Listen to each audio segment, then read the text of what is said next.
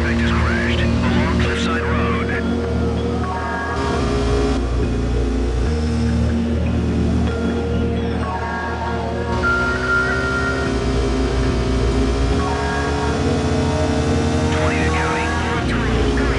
Suspect apprehended.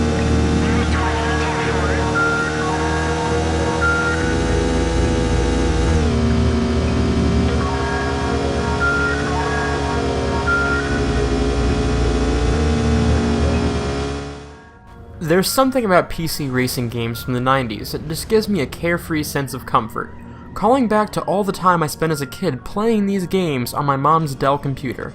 Games like Need for Speed 3 Hot Pursuit are prime examples of why there's so much to love about this era of racers. Back then, the games were simple. They had all the options and features that really mattered, and none that didn't. This game may not have all the bells, whistles, and polygons that we're used to today, but what it does have is a very solid gameplay formula, a collection of interesting cars and tracks, graphics that are simple but pleasing, and small little details that still manage to make me smile. And thanks to a Russian modder that goes by Veg, you can play this game on modern operating systems at high resolutions.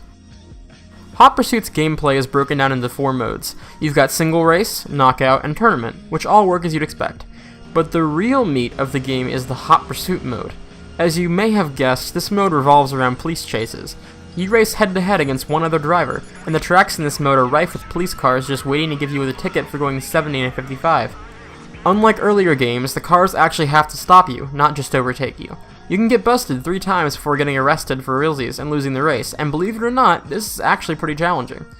The police AI are pretty smart, and their cars are fairly hefty. I don't see the smoke, but you seem to be heading for a fire. I'm giving you a warning. This mode is where the game really shines. And you can even turn the tables and play as a cop, arresting racers, trying to meet your quota, and achieve the title of Top Cop. This mode is probably the most fun in the game. As with the racer mode, it's got quite a challenge to it, and you're often left playing catch-up with the last perp. This can get a little frustrating as the AI tends to make very few mistakes. Still though, this is a really creative spin on the game and is very welcome. Graphics? Well, it has them.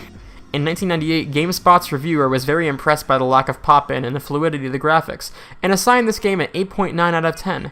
In 1998 terms, the game is pretty much on par with other PC games, like Half-Life, in terms of geometry. Though I'd argue that the enclosed spaces of Half-Life were a bit more convincing than the vistas of NFS 3. Even still, the game's daytime races are chock full of neat little details, like the EA building, or this little helicopter in Empire City, or Titanic sailing by in Atlantica. But where the game's graphics really impress me is at night. The lighting is perfect and very comfy. You're looking at Summit, a dim road with snowbanks lit only by your headlights and the occasional flashing yellow hazard sign. And in Hot Pursuit mode, oh man, the police lights have just something about them that make me like them more than the police lights in any game I've played since. 2010 reboot had much more realistic lighting, but something about a game from 1998 having multiple real-time rendered red and blue lights that rotated and cast onto the roads and walls very convincingly just wins me over. There are some smaller details that sell me on the night racing too. Pop-up lights in the Corvette and Diablo actually work, the gauges in your HUD light up red and green at night.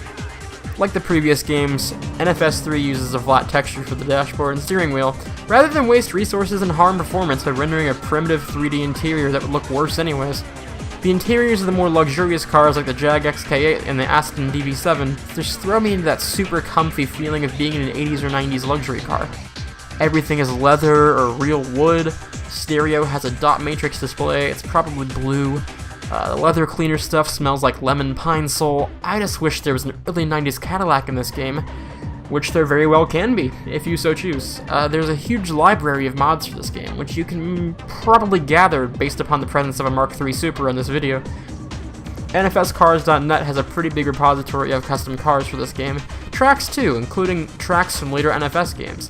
Listen, any game that lets me drive a Mark III Supra, officially or not, is a good one in my books.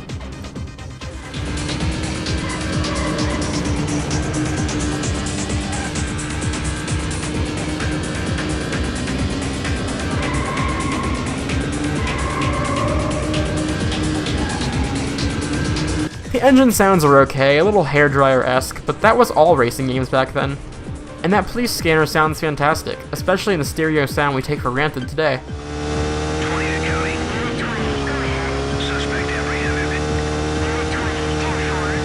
The dispatcher's voices takes me right back, and the radio chatter in this game will become characteristic of the series for years to come. Surprisingly, NFS 3 has multiplayer. There's an NFS 3 multiplayer Discord server, which I will link in the description. I haven't had the chance to play with them yet because I'm essentially nocturnal, but here's some footage captured by one of the lovely folk from that server.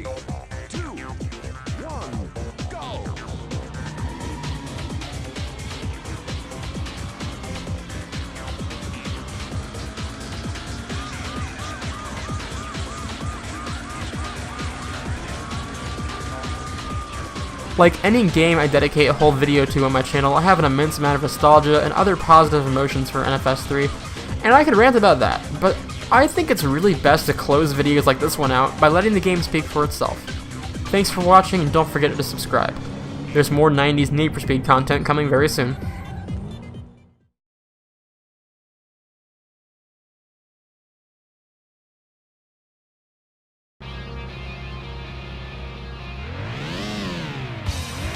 Three, 2, 1, go!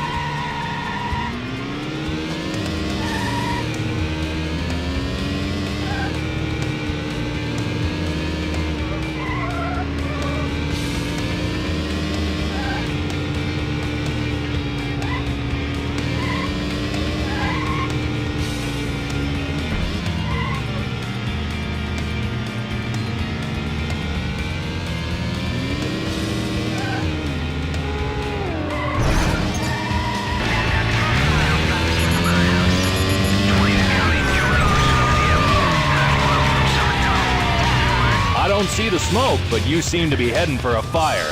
I'm giving you a warning. Try to take it easy.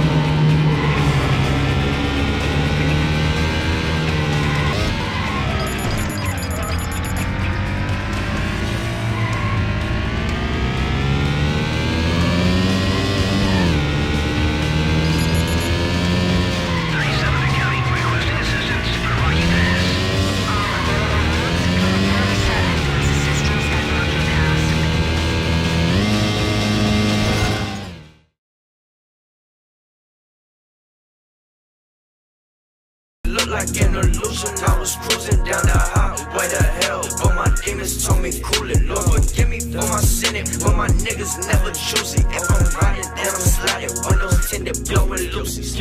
Everything look like an illusion, I was cruising down the highway to hell, but my demons told me cool it. Lord forgive me for my sinning, but my niggas never choose it. If I'm riding,